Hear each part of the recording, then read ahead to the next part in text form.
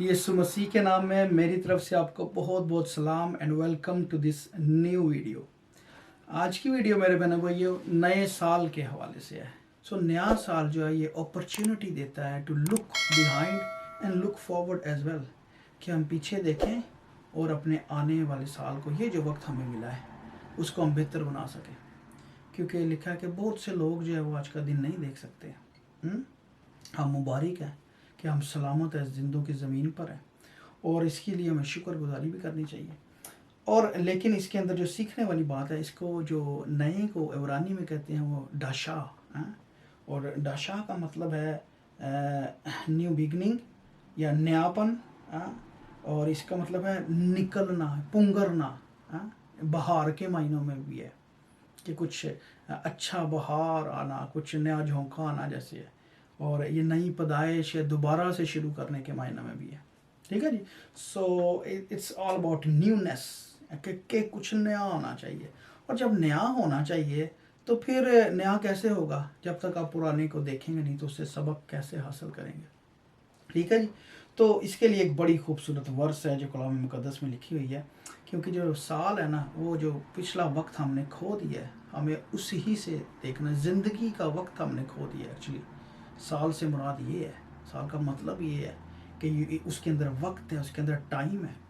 और कलाम मुकद्दस कहता है कि वक्त को गनीमत जानो क्योंकि दिन बुरे हैं।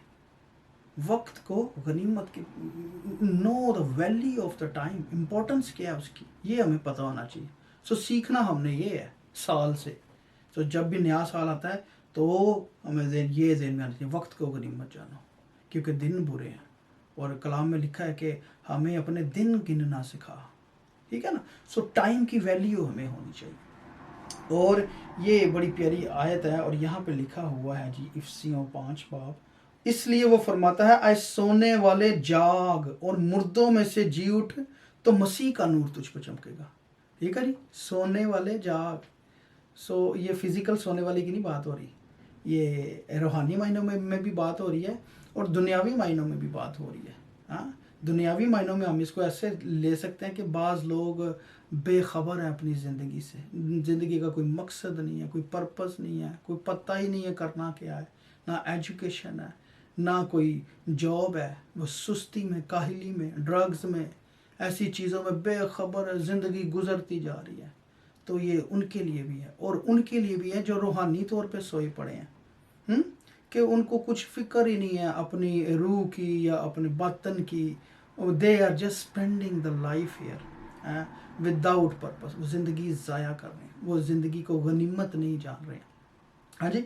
और सोने वाले जाग, तो उसके लिए अवेकिंग कॉल है कि wake up, why are you sleeping. सोने का एक वक्त है, but if you are sleeping all day तो यू आर लूजिंग समथिंग। फिर आप खो रहे हैं, कुछ आपके हाथ से निकल रहा है, वक्त निकलता जा रहा है। और लिखा है सोने वाले जाग और मुर्दों में से जी उठ। और खाली जागना ही नहीं है, मुर्दों में से जी उठना है। मुर्दों में से जी उठने का मतलब कि ये जो काहली सुस्ती की हालत तेरे पे तारी हुई है, ये मायूसी और गैर जिम्मेदारी की बातें हैं, लोगों में भरी पड़ी होती हैं ऐसी आदतें जिनको वो छोड़ना नहीं चाहते, वो डेडनेस है उनकी। ठीक है, उनमें से जी उठ। जी उठ के मतलब कि उनको छोड़ दे, तर्क कर दे, बेदार हो जा, बाहर निकल उनमें से। That's the meaning. हमें नए साल पे क्या हमने पीछे देखना है और आगे हमने क्या करना है। कि क्या यार हमारी डेडनेस थी। हर एक की लाइफ में कुछ ना कुछ होती है, कुछ ना कुछ वीक एरियाज होते हैं। और जो बिल्कुल ही प्रोडक्टिव नहीं लोग होते उनका तो बड़ा कुछ मिल जाएगा।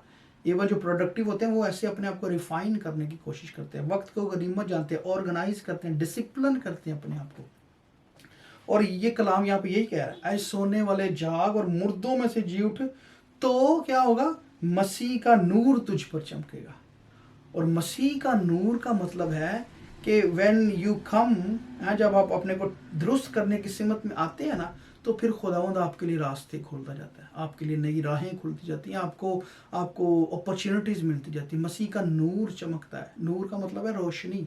आपको रास्ते दिखाई देते हैं, मौजज़े आपकी ज़िंदगी में होना शुरू हो जाते हैं क्योंकि मसीह का नूर आपके ऊपर चमक। You just want to come in the light, और जब लाइट में आओगे तो फिर आपको हर एक चीज़ दिखाई देगी। फिर जब आप मसीह के नूर से पीछे देखते हैं ना पिछले साल को, तो फिर उसके ऊपर जब रोशनी डालते हो हाँ, तो फिर हमें पता चलता है जो है लिखा ना जी ज़रा इस चीज़ पर रोशनी तो डालें तो रोशनी डालें तो फिर पता चलता है अच्छा ये चीज़ ऐसे है वैसे है, क्या प्रॉब्लम है क्या नहीं है।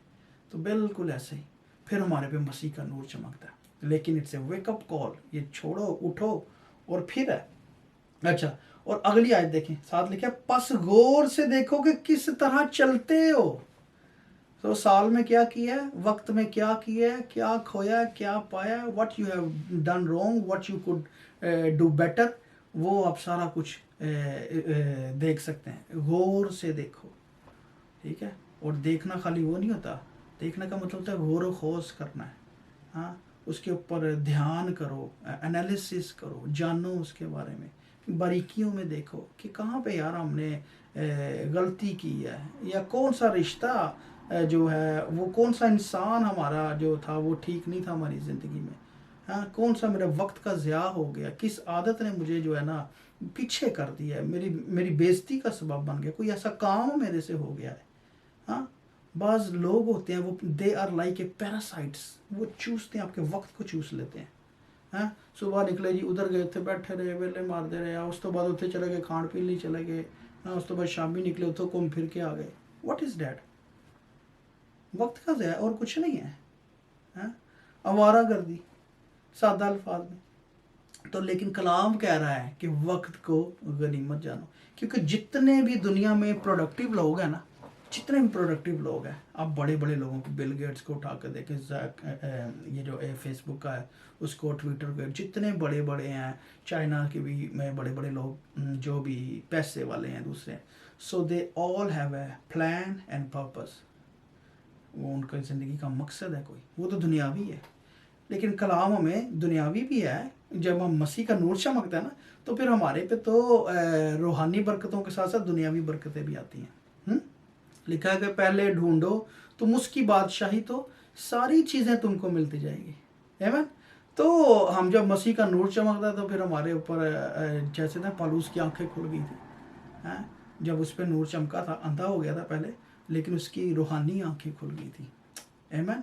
और फिर उसके बाद वो बदल ही गया है, क्योंकि उसको मकसद पर्पस पता चल गया। और आगे देखें लिखा भी है, बस गौर से देखो किस तरह चलते हो, नादानों की तरह नहीं बल्कि दनाओं की मानित चलो, और वक्त को गनीमत जानो क्योंकि दिन बुरे हैं।